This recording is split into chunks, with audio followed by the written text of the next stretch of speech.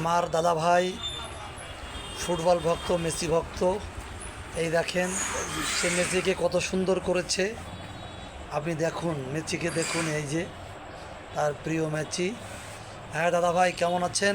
ভালো আছি দাদা, আপনি ভালো আছেন? হ্যাঁ হ্যাঁ, সারাদিন তো আপনি কায়িক পরিশ্রম করেন, এই খাদ্য গুদাম আপনি লেবারই করেন, তারপরেও আপনি যে এই যে শিল্প চর্চা করেন, আসলে এটা বিশাল ব্যাপার। এটা আসলে বিরাট ব্যাপার, এটা ভাবা যায় না। আপনি নড়াইলের গর্বিত সন্তান আমি মনে করি, যে আপনি এত কষ্ট করেও শিল্প চর্চা ধরে রাখিছেন। বিশ্ববর্ণ চিত্রশিল্পী এস.এম. সুলতানের দেশের মানুষ আপনি। আপনার অনুভূতিটা কেমন বলেন? হ্যাঁ, আমি তার স্কুলের একজন টিচার। হ্যাঁ, তার স্কুলের একজন টিচার, লাল বাউলির মানে বাচ্চা, শিশু বাচ্চাকে আমি ছবি আঁকাই। আঁকা একা যেটুকু আনন্দ পাই, তার থেকে আমিও আনন্দ নিই। ও আপনি এই লেবারগিরির ফাঁকে ফাঁকে আমি বাচ্চাদের ক্লাসও করান? হ্যাঁ, ওহ, দারুণ দারুণ। রেগুলার সুলতানের লাল বাউলি আমি মাস্টারি করি এবং এই নয়া জেলার সবাই জানে। সুন্দর। ঢাকার লোকও জানে আমি জাতীয় প্রদর্শনী করেছি দুবার, তাই তো? দুইবার করেছি। এবার ন্যাশনালে যোগ দিচ্ছি, টাকা তুলতে পারিনি। এগুলো আমি গরিব মানুষ তো। আপনি তো একজন বিশাল গুণী শিল্পী ভাই। আমরা নড়াইলবাসী অনেকেই এটা জানি না ভাই। আমরা আসলে এটা আমাদের ব্যর্থতা। আমি গোপনে থাকি তো ভাই, আমার আর বয়স হয়েছে, আমি একটু গোপনে থাকি। আপনার ছেলে মেয়ে কয়জন? আমার 3জন ছেলে মেয়ে, 2টো মেয়ে, একটা ছেলে। তারা কি করে? ছেলে বিয়ে দিছি একটা, মায়ের আইএ পাস করার সাথে সাথে বিয়ে দিয়ে দিছি একটা। তাই না? 80 পরে, এবার 9-এ উঠবে। আপনি এই শিল্পকর্ম কত আগে থেকে করেন? আমি ধরেন 3 থেকে ধরেন আমার একটা চাচা আছে, তখন আমার বাপ কাকারা সবাই মিশত সুলতান সাহেবের সাথে। আপনার বাপ কাকারা, তাই তো? হ্যাঁ, যেখানে আপনি এই যে মানে আমার ভিডিওটা করতেছেন, এই জায়গা 2 পয়সার দোকান ছিল। হ্যাঁ হ্যাঁ, এইখানে দোকানে আমি এসে বসে থাকতাম অনেক সময়, কাকুরের দিকে 5 মাস যেতাম। হ্যাঁ কাকুরে বলতাম যে কাকু কি করা যায়, তোরা আসবি আমাকে রেখে। সুন্দর। হ্যাঁ, ওই ভাঙা বিল্ডিং এ যেতাম, ভাঙা বিল্ডিং এ যাই না, সুলতান সাহেব যেখানে থাকতেন। হ্যাঁ হ্যাঁ, ছবি টবি আঁকতাম। ওনার সাথে আমাদের বহু সঙ্গ আছে, যে সঙ্গগুলো মানুষ পায়নি, হ্যাঁ আমরা পাইছি। আপনি পাইছেন? আমি পাইছি। আপনি তাহলে এস.এম. সুলতানের স্নেহ ধন্য।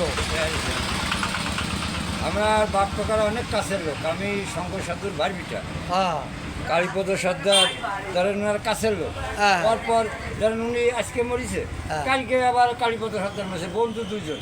তার বাড়ি অনেক কিছু ছিল। তারপরে আচ্ছা। সুধীর কাকা আছে, হ্যাঁ। আপনার এই যে নীরা কাকা আছে, আপনার ওই কি কয় যে প্রিয় কাকা আছে, আমাদের মন্টু সর্দার আছে। এরকম আর কি অনেক যারা আছে, তাদের কোনো নামগন্ধই থাকে না, তবু আমি চেষ্টা করি তাকে তুলে ধরার জন্য। আচ্ছা, এইটা কি কাঠ দিয়ে করেছেন বাবু? একটু আমার অন্য প্রসঙ্গে যাই। আমি এটা মেঘনির একটা শেকড়, এটা শিকড়ের পরে করেছেন, তাই তো? শেকড়ের উপরে করেছি একটা কাঠে। আচ্ছা, এই ছবিটা আপনার কত বছর লংজিভিটি হবে বলে আশা করেন আপনি? আশা করি মানে জীবন কাটে যাবে, তাও নষ্ট হবে না, তাই তো? না। তা আপনি কি এটা আপনি সেল করবেন না শুধু প্রদর্শনীর জন্য? আপাতত প্রদর্শনী, আর এটা বিশ্বের দরবারে দেখাচ্ছে। যদি আমার হ্যাঁ। মানে সৌভাগ্য হয়, হ্যাঁ। তাহলে আর্জেন্টিনারে পৌঁছাবো। আর যদি না পৌঁছাতে পারি, তাহলে ঢাকা আর্জেন্টিনার দূতাবাস আছে, হ্যাঁ। যে কোনো লোক ধরে সেখানে ও, রাজনীতি দূতাবাসীরা দিয়ে দেবেন, তাই? হ্যাঁ, দূতাবাসী দিয়ে দেবেন। দূতাবাসীরা দিয়ে দেবে। সুন্দর সুন্দর উদ্যোগ, সুন্দর উদ্যোগ। এইভাবে আমি তো গুলশান তো ফিরাই যাই। দেখা যাচ্ছে যে আমি গরিব মানুষের যে না পৌঁছতে পারি, এই কারণে। না, আমি বোঝাই, যদি লক্ষ্য থাকে অটুট, বিশ্বাস হৃদয়ে, দেখা হবে, হবেই বিজয়ের। হ্যাঁ, অবশ্যই অবশ্যই আপনার অবশ্যই। আপনার অবশ্যই দূতাবাসে পৌঁছবেন এবং ছবিটা বুঝে দেবেন, যার জন্য আমরাও উপরওয়ালার কাছে দোয়া করি। আপনি ভালো থাকুন, সুস্থ থাকুন। আমি ধন্যবাদ। কামনা করি যে দূতাবাস আমার এই ছবিটা দেখে, যদি তাহলে ওটা আমি উপহার হিসেবে আমি ছিঁড়ে দেবো। সুন্দর। আর আপনি তো খেলার আগের এই ছবিটা সারা বাজার, রূপগঞ্জ বাজার, নড়াইল জেলার এটা প্রসিদ্ধ বাজার প্রদর্শনী করে বেড়ান, মাথায় করিনি। প্রতিটা খেলায় আমি এটা করি, প্রতিটা খেলায় আমি বেরোই। আমার ভালো লাগে দর্শককে আনন্দ দিতে। আমার এই খেলাটা পছন্দ করি, বিধায় দর্শক আনন্দ পায়, আমিও আনন্দ পাই। এই আনন্দ নিয়েই আমার জীবনে দেখা যাচ্ছে যে আমি বুড়ো মানুষ, আমি চাংড়া অনেক সময় হয়ে যায়। হ্যাঁ, ঠিক ঠিক ঠিক। মনোবলটা আমার বাড়ে। আমি আরো কিছু লোক আমার দেখা দেখে যদি আরো কিছু শিল্পী কাজকর্ম করে, আসলে তো এইসব কাজ করতে গেলে ধৈর্যের দরকার হয়। এরকম কোনো ছেলে পেলে আমি পাচ্ছি না যে তাকেও আমি একটু কাজ শিখাবো। আমার সদ্য বড় ভাই সমীর ছিল, যা থাকার পরে ধর আমার খুব একটা জোর ছিল, কারণ আমি ওনার সাথে কাজ করি আর না করি প্রদর্শনীটা আমি করতে পারতাম, তারপর দুই একটা কথাবার্তা আমি করতে পারতাম, আমার একটু যুক্তিসঙ্গত দিত। হ্যাঁ, কাজলদা ছিল, কাজলদা মরে যাওয়ার পরে স্বামীর দ্বারে পাইছি, দুলাল দ্বারে পাইছি।